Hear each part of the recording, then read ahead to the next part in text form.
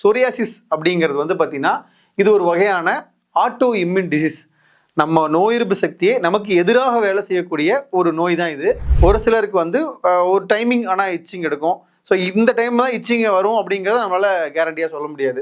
இந்த நோயை வந்து நம்ம கட்டுக்குள்ளே வைக்கல அப்படின்னா இது சொரியாசிஸ் ஆர்த்தடிஸா, அதாவது மூட்டு கை கால் ஜாயிண்ட் பெயினாக இது வந்து மாற ஆரம்பிக்கும்.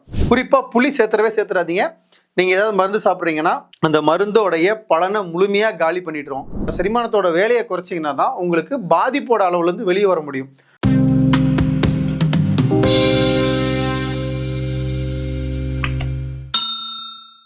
அனைவருக்கும் வணக்கம். நான் உங்கள் ஹீரல் சக்திவேல் யுவராஜ் பேசுகிறேன். இந்த வீடியோ பதிவு எதுக்காகன்னு பார்த்தீங்க அப்படின்னா, சொரியாசிஸ் அப்படின்னு சொல்லக்கூடிய செதில் உதிரல் படை அப்படிங்கிற நோயை பற்றின புரிதல் உங்களுக்கு அதிகமாகணும். அது என்ன பண்ணுனா அதை வந்து எப்படி ரியாக்ட் பண்ணும் அப்படிங்கிறதுக்கான முழுமையான தகவல்களை நீங்கள் தெரிஞ்சுக்கிறது மட்டும் இல்லாமல் உணவு சார்ந்த விஷயங்களையும் நீங்கள் தெரிஞ்சுக்கணுங்கிறதுக்காக தான் இந்த பதிவு. ஸோ இது வந்து பார்த்தீங்க அப்படின்னா சொரியாசிஸ் அப்படிங்கிறது வந்து பார்த்தீங்கன்னா இது ஒரு வகையான ஆட்டோ இம்யூன் டிசீஸ். நம்ம நோய் எதிர்ப்பு சக்தியை நமக்கு எதிராக வேலை செய்யக்கூடிய ஒரு நோய் தான் இது. அது மட்டும் இல்லாமல் இது எதனால் வருதுன்னு பார்த்தீங்கன்னா மன உளைச்சல்னாலேயோ இல்லை தோலில் ஏதாவது காயங்கள் ஏற்படுறதன் மூலியமாகவோ இல்லை மரபு ரீதியாக உங்களுடைய ஜெனட்டிக்கல் சார்ந்து வரக்கூடியதாகவும் இருக்கலாம். அடுத்து இது வந்து ஒரு வகையான பாக்டீரியல் இன்ஃபெக்ஷன் தான். குறிப்பாக ஸ்ட்ரெப்டோகாக்கஸ்ங்கிற ஒரு பாக்டீரியல் ஃபேமிலி இருக்குது. நிறைய இருக்குது இந்த கிருமி. இந்த ஸ்ட்ரெப்டோகாக்கஸ்ங்கிறது நிறைய கிருமிகள் இருக்குது, பாக்டீரியா கிருமிகள். ஸோ இது வந்து இதில் மேஜர் ரோல் ப்ளே பண்ணுறது இந்த கிருமிகள் தான். அடுத்து வந்து பார்த்தீங்கன்னா இவங்களுக்கு எப்பயாச்சும் ஒரு டைம் தான் இச்சிங் எடுக்கும். ஒரு சிலருக்கு ரெகுலராக இச்சிங் எடுக்கும். ஒரு சிலருக்கு வந்து பார்த்தீங்கன்னா ரொம்ப ஹாட்டாக இருக்கக்கூடிய ஸ்பேஸ்க்கு போனால் இச்சிங் எடுக்கும். ஒரு சிலருக்கு வந்து ஒரு டைமிங் ஆனால் இச்சிங் எடுக்கும். ஸோ இந்த டைம் தான் இச்சிங் வரும் அப்படிங்கிறத நம்மளால் கேரண்டியாக சொல்ல முடியாது. அடுத்தது இவங்களுடைய தோல் எப்பொழுதுமே வறண்டு தான் இருக்கும்.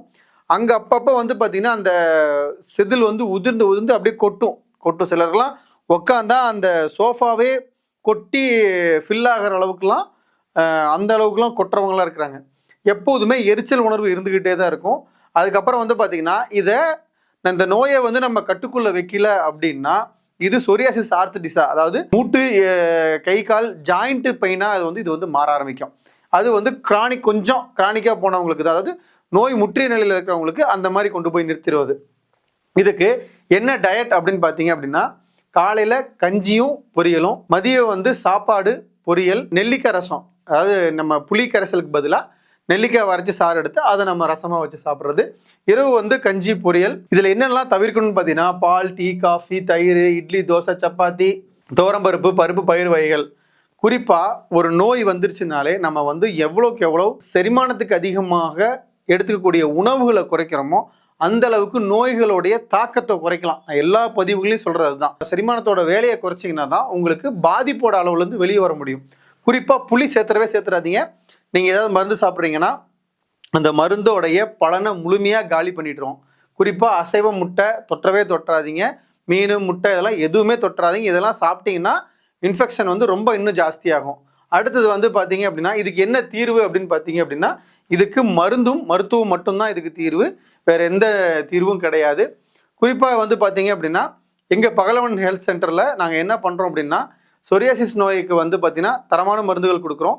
குறிப்பாக வந்து பார்த்தீங்க அப்படின்னா இந்த சொரியாசிஸை 100% குணப்படுத்த முடியுமா அப்படின்னா இன்றைக்கி இருக்கக்கூடிய மருத்துவ ஆய்வுகள் படி குணப்படுத்த முடியாது அப்படிங்கிறதான் அவங்களை வைக்கிற விஷயம்.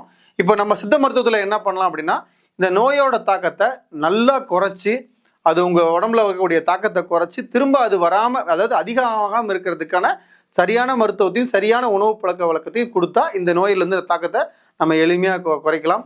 மேலும் இது போன்ற மருத்துவம் சார்ந்த தகவல்கள், மருத்துவம் பற்றிய அறிவு சார்ந்த தகவல்கள், மருத்துவம் பற்றிய விஷயங்களை நீங்கள் தெரிஞ்சுக்கணும் அப்படின்னா நம்ம யோகம் சேனலை சப்ஸ்கிரைப் பண்ணுங்கள். நன்றி, வணக்கம்.